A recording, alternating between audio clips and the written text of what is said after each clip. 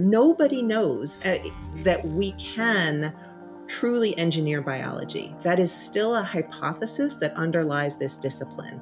We have a very good understanding of many parts of biology now. The genomes we can now read, we can manipulate, we can start to write genetic material. And when you can start to read and write genetics as code, now you can start to build it as a language and try to reprogram cells to do things we want them to do.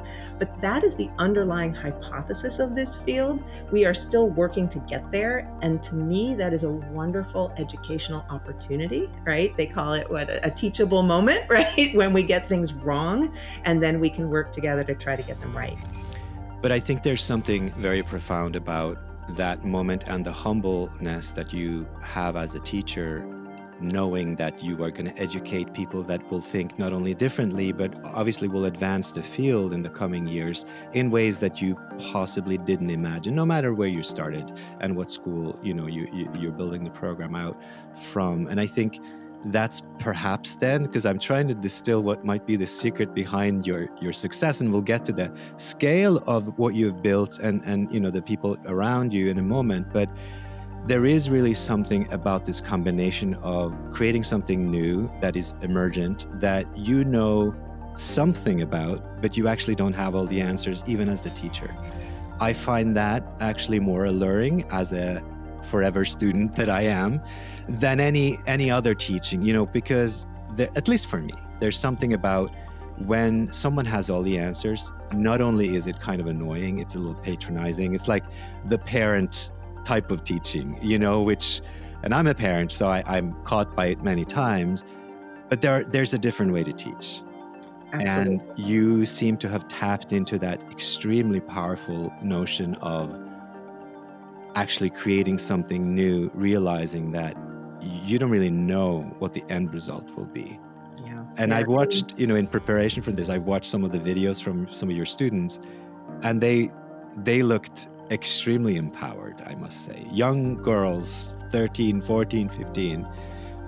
This one video, the two of them were building degradable plastics and had the vision that they would put some enzymes on the label of a plastic bottle and it would break down in the ocean, solving, one of the biggest problems of our lifetime.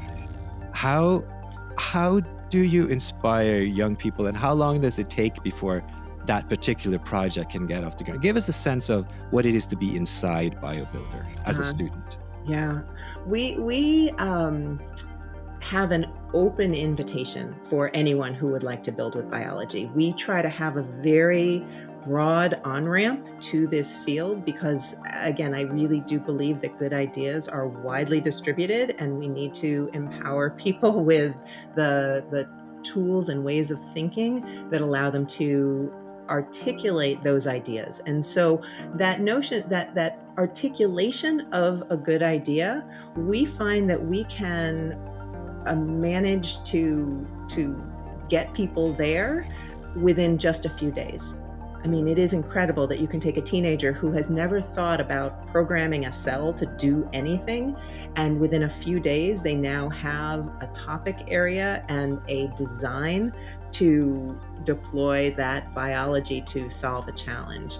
And that can happen. We have a 3-week online program for students, and we have a 3-day workshop for teachers. And within those days, the students and the teachers have had that experience of looking at biology differently as something that they can do and apply to solve a challenge and do something with.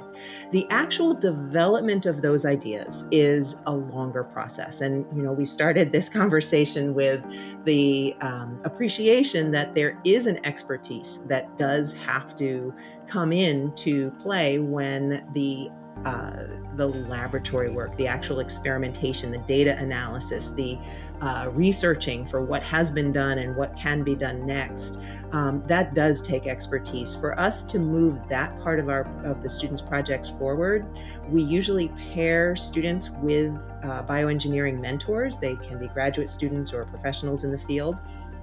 to help look at the literature, to understand what is a good experiment and what can you learn from it. And that can take longer, and it's a little more unpredictable. But my goal is to make sure that people understand that that iteration is also part of the process. So just like you don't come up with the perfect solution to a challenge at the first time you look at the problem, I think you don't develop and implement that solution in a blink of an eye either. It does take work, and it does take setbacks, and you have to learn from the setbacks and move it forward. But there's something that this makes me think about, which is when I was younger, I somehow developed this notion that chemistry, for instance, wasn't really for me, even though at the outset I was extremely curious, and I think probably it was for me. This begs the question, why do we even have kind of the average schooling? Because when I think back on my learning journey, and I have had fantastic teachers, whether it be in science or other things, and I have had very mediocre and even some horrendous teachers. And the unfortunate fact, and I am a fortunate one because I kind of landed on top and I feel like I have at least managed to learn something.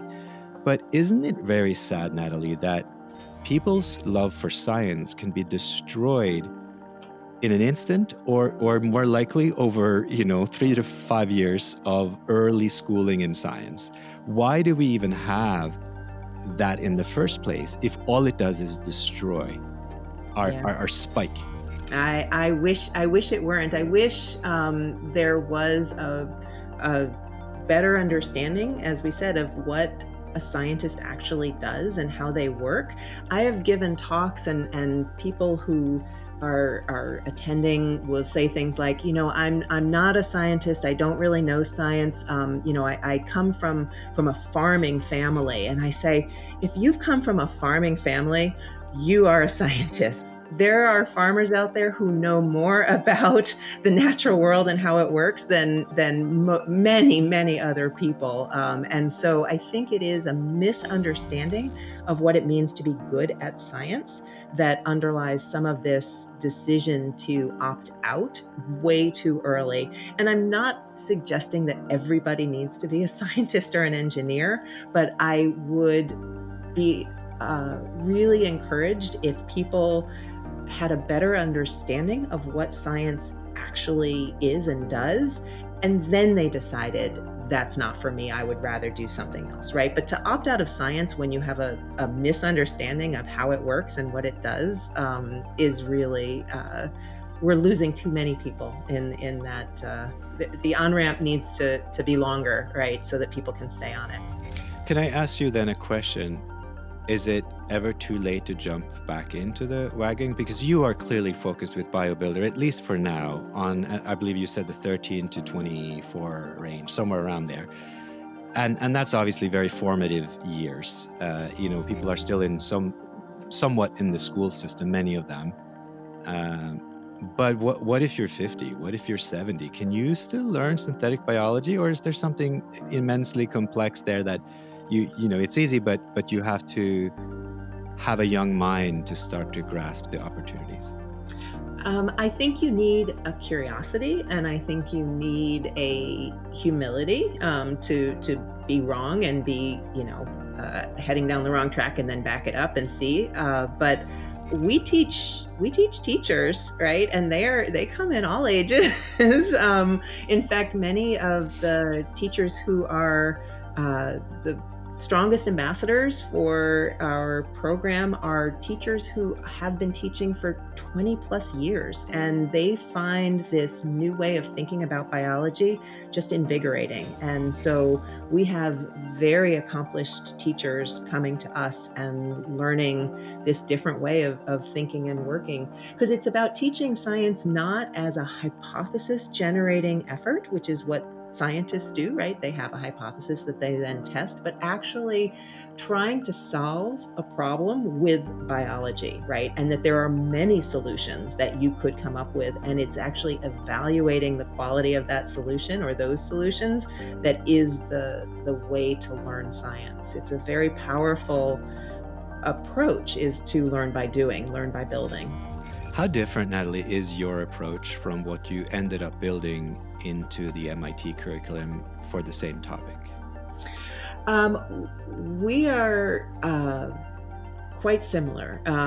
It started with the MIT curriculum, but I paired with classroom teachers, mostly high school teachers, who had seen that there were things in their curriculum that they felt they could teach better through the lens of engineering. So the high school curriculum is very full. There is not a lot of extra time to bring in new things. And in some ways, it's very disrespectful to the teachers to just sort of hand off new initiatives and say, add this now.